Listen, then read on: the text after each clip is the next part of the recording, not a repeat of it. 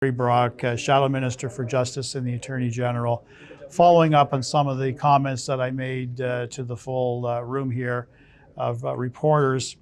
As a former Crown attorney, I have become extremely frustrated with this Liberal government after 11 years of not recognizing what their disastrous soft on crime policies have done across this nation. It started with the passage of Bill C-75, which introduced the principle of restraint, which requires judges to release the accused at the earliest opportunity. This has been the origin of the catch and release mentality. This has been frustrating for law enforcement. It's been frustrating for Crown attorneys. More importantly, it's frustrating for the victims who are subjected to this criminality, this rising level of criminality. Let's take a look at the statistics. Since 2015, violent crime has risen by over 55%. Sex assaults have risen by 76%. Firearm crimes over 130%, and extortion a whopping 330%. Why? Because this Liberal government has created a culture of non-compliance, a culture where criminals actually benefit from their enterprises. Every criminal, I'm sure, goes through a risk-reward analysis. When you've got a justice system that releases them as fast as they get charged, when you've got a justice system that will sentence them to very light sentences, removing mandatory minimum penalties thanks to Bill C-5, it only emboldens these criminals to do more harm to this country, more harm to Canadians. So it's time for this government to exercise its #1 job, do their damn job, as I often say, keep Canadians safe. Let's get C-14 passed, let's get C-16 into the Senate, and more importantly, let's pass C-242 to ensure that this Jail Not Bail Act actually supports, strengthens, and supplements Bill C-14. I don't care what your political stripe is. I don't care what your philosophy is, what your ideology is. Everyone wants to live, work, play, learn across this great country in a safe community.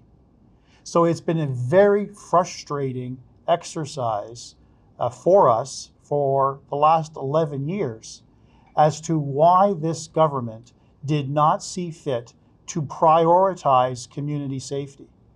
It was almost as if they were going out of their way to treating the accused as if they were victims themselves, while the real victims were often punished, were often forgotten. And that is wrong. It's time to put victim rights first and no more excuses for criminals. So you're absolutely correct. It's been almost 11 months since the election. And in that time frame, the government has introduced 2 crime bills, C-14, C-16. C-16, we're actually going to start tomorrow to study it. It was introduced in December. It's inexcusable that we had to wait 4 months to study it. It was inexcusable that we had to wait so long to get C-14 passed, because this government prioritized C-9 and attacking our freedom of expression and freedom of religion, which they continue to do. It's not about, for them, it's not about public safety. It's about splitting this country, dividing this country. They are hearing every single day the same thing that I'm hearing from faith leaders right across this country, from faith followers from across this country. Back off, government. Stay in your lane. This has got nothing to do with our freedom of religion and freedom of expression. Deal with the problem as is. We have a rising problem with anti-Semitism in this country. And why it's taken this government so long to address it, it's appallable. It really is. So to answer your question again for the last time, we will work collaboratively with this government to ensure community safety is a #1 priority. C-22 will be studied in due course. C-16 will be studied in due course. We will work to put forth amendments to make those two pieces of legislation that much stronger, get it into the Senate. Hopefully it receives royal assent. But along that path, 242 will supplement, jail not bail, will supplement C-14. And that's why we are very optimistic and hopeful this government, if they are truly, truly committed to community safety, will support this act. If they don't, it sends a very clear message that this is all about performance as opposed to really meaningful change. And one thing is abundantly clear. Canadians are absolutely fed up. They're fed up, they're angry, they're scared. They are asking this federal government to do its number one job, which is to keep Canadians safe. For the last 11 years, liberal soft on crime agendas, policies, and laws have weakened our criminal justice system. The introduction of Bill C-75 in 2019 introduced the liberal principle of restraint, which directed every judge, every justice of the peace who hears bail hearings every day of the year to release criminals at the earliest opportunity on the least restrictive conditions. This notwithstanding that we already had in place a regime to determine whether or not someone could be safely released into the community or presented such a risk that detention was the only option. This has frustrated judges and justices of the peace from across this great country who feel that their hands have been handcuffed by this liberal agenda to release criminals at the earliest opportunity. That, folks, is the origin of catch and release. We wake up every day to read, hear, and witness criminals being released over and over and over again, who cannot be trusted, putting communities at risk. Canadians deserve to live in a peaceful community. That has been shattered by weak criminal laws introduced by this liberal government.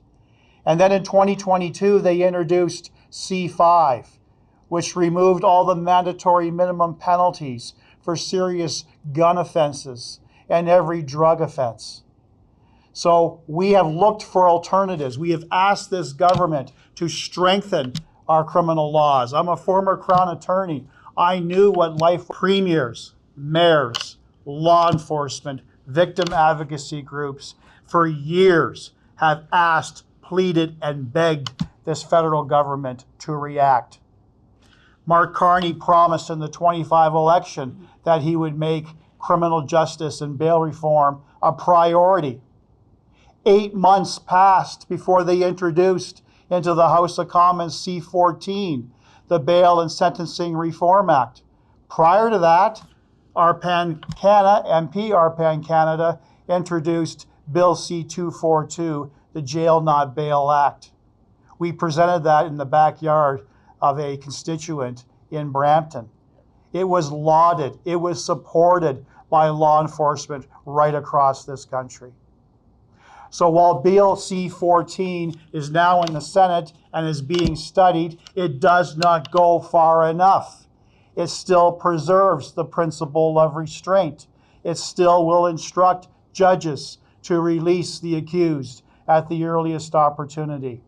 And that is why I stand in full support of my friend, colleague, Arpan Canada. This government has an inability to take a position and remain with that position. They flip-flop on issues. They blame others. They are the problem. They created this injustice that we have across this country. They created the catch and release, where violent repeat criminals are released time after time after time. At what point do we say, Enough is enough. Your promise, your word to abide by conditions after you breached 24 previous orders doesn't hold any water anymore. All right? So for this Liberal government, step number one is to admit that they made a mistake, that they made a very, very drastic mistake in the passage of that provision of Bill C-75. They compounded it with C-5, removing mandatory minimum penalties. And how I present this problem in town halls across this country, they've created a culture of non-compliance, a signal, a message to these repeat violent criminals that Canada is open for criminality. That is not the country I was born and raised in, that I'm raising my family in, that I want to retire in. This is not what anyone in this room aspires to. And any Canadian, they don't aspire to have a lawless country. We are a proud nation, a respected nation, a proud member of the G7, but we got a justice system that is a joke. It is a joke that rewards bad criminal behavior at the expense of victims. As I said in my earlier comments, it's time for this government to do their damn job, which is job number one, to keep us safe. Stop the politicking, stop playing games, work with us collaboratively, because these issues are not partisan. Let's get the job done. Let's keep this country safe.